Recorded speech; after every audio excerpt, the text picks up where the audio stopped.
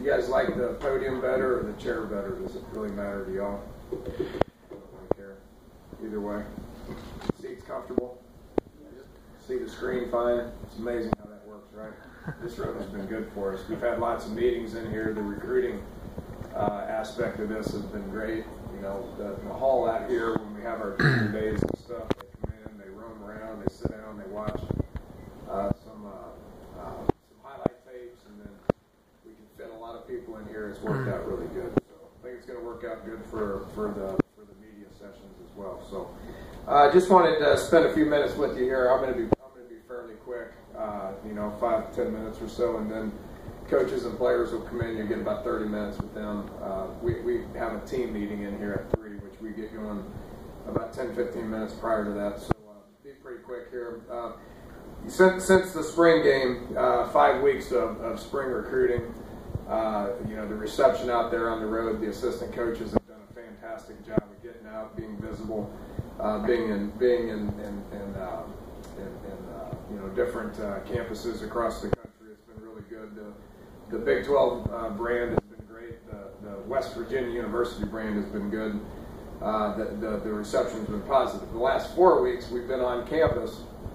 The whole month of June we've been here holding numerous camps, hosting many unofficial visitors.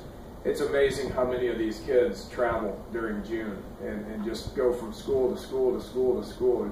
It's amazing how many kids do that.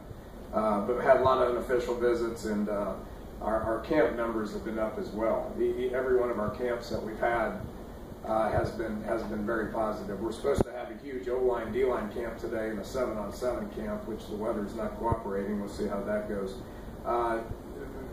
Next week we get into a dead week. The NCAA's put in place about a 3-week deal to where everything's dead. So after this week, coaches will go on the road and go on vacation, spend time with their families. There's nothing we can do here from a recruiting point of view. So I want to get them away from. Thank you. I want to get them away for recruiting. Let them spend time with families. Probably most important, get our coaches away from our current team. We got to spend a whole lot of time with them August through January. So get away from our guys, and just kind of get regrouped and refreshed, ready for August. We'll reconvene obviously late July, have another couple of camps, and then we'll get going with our team. Right now, our team, they've been back at it for about 6 weeks. We got about 15 new guys at this point in time who's with us. They've been here for about 3 weeks. It's been great. We've done a lot of football stuff. Nothing with the ball. I know you guys want to ask questions about some of the new guys, how they look. I don't know. I know what they look like in the meeting rooms. I know what they look like in the weight room. We've been out with them on the field doing some agility stuff, running sprints, but nothing that has involved actual real football, so I really am not going to have many answers for you, but it's been good. I really do feel like we're by far and away as advanced and as ahead from any of the previous teams that I've had here. Our team's in a good place.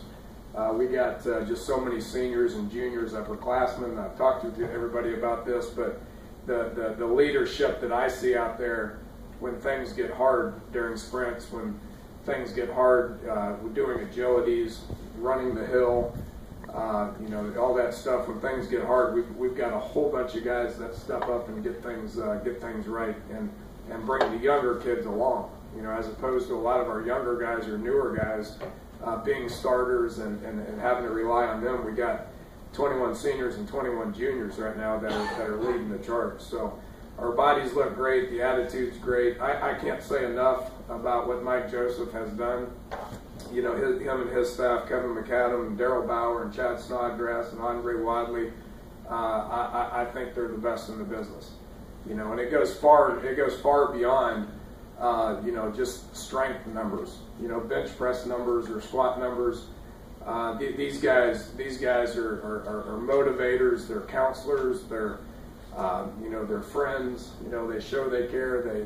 They spend a lot of time with these guys, and they have They have really done a great job with this group, and we do look good. You know, we're confident. Our bodies look good. Our bodies look better than I've seen in quite some time. But with that said, they've focused hard on what the attitude and the mental toughness aspect of things are as well, and I think those guys have done a great job.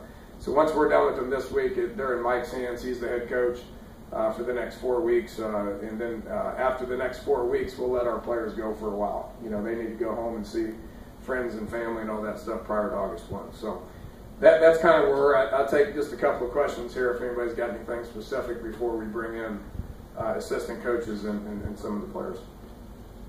Dan, during this time of year, are you guys totally self-absorbed, or do you study opponents and game? Well, I don't mean game plan, but how much do you concentrate that area? 100% self-absorbed. I mean, we finished up pretty much our spring cut-ups today with our offensive staff, and Gibby did with his defensive staff. You know, even though we can only meet with the players a couple hours a week, offensive staff and defensive staff meet for 8 hours a day. And go through all the spring cut-ups and make corrections, and then we can meet with the players and we can tell them what the corrections are so then they can go out and kind of work on things on their own.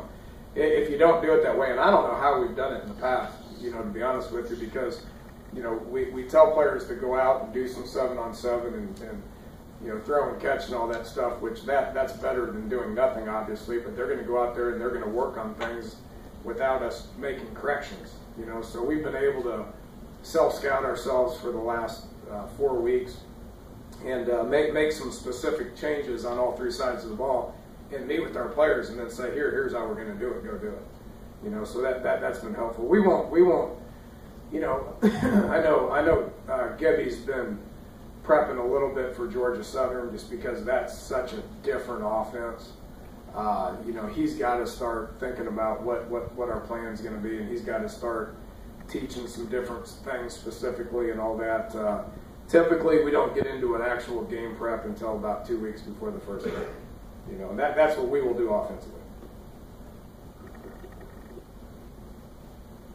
Dana, with all the familiarity, with all the returners you have, and I know you can speak offensively, like you said, do those meetings, do they start, are you working with higher level concepts to start just because these guys have been in the system before?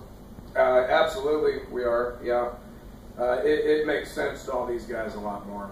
You know, we're going into the 2nd year defensively, we're going into the 5th year offensively. So we got a lot of guys that have heard the same stuff here for the last 2 to 5 years. So that does put us ahead. We're not starting over. When, you know, a couple years ago we were starting over. Across the board we were starting over. So that's probably why I said we're by far and away more advanced and ahead of where we ever have been at this point. Is there any kids that are supposed to be coming in that haven't made it? Or Don't know yet. It's too early, Mitch. It's too early. You know, we're supposed to. You know, this is the end of the first summer one tomorrow. So next Monday starts summer 2. We're anticipating having a few more guys come in on Monday. We won't bring them in unless they're cleared. So you know, got to have a couple more come in, I would assume, on Monday, and then 3 weeks after that, we've got another opportunity to bring some guys in. So it's still early. It's too early to tell. It could be all the way until mid-August, until school starts. If guys get cleared then we'll bring them in. So when guys enroll, we're going to release that. Until then we're not going to have a comment on it. I will say this. This was I wanted to make this announcement. I don't know. It was 6 weeks ago. This got released, and I probably should have put something out. But Malik Greaves is going to be a medical hardship. He's physically unable to perform.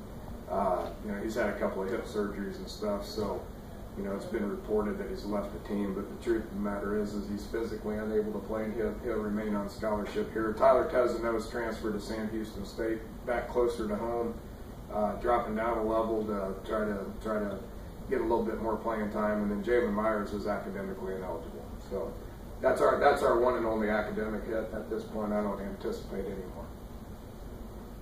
Dan, I think a lot of us saw the picture circulating the other day of Coach Hutchinson here. Just what was the importance of having him talk to the team? I spent a lot of time with Coach. I don't know if that's good or bad. It's been really good for me. you know, because he's from here, he went to school here. He's obviously been back for 8 years and understand what it means to coach here. So circulating across the state of West Virginia with him has been a lot of fun. You know, it's been 5 years deep now, so I know all his jokes and I know everything that he's about to say. It's been a lot of fun. With that said, there's nobody knows more about the state and what it means to the people. What we do as coaches and what our players do representing you know, West Virginia University. So him coming in here is just, you know, they get tired of me saying how important it is. You know, so bringing him in, great guy, and obviously he carries a lot of weight with what he says. So, you know, his message was just that.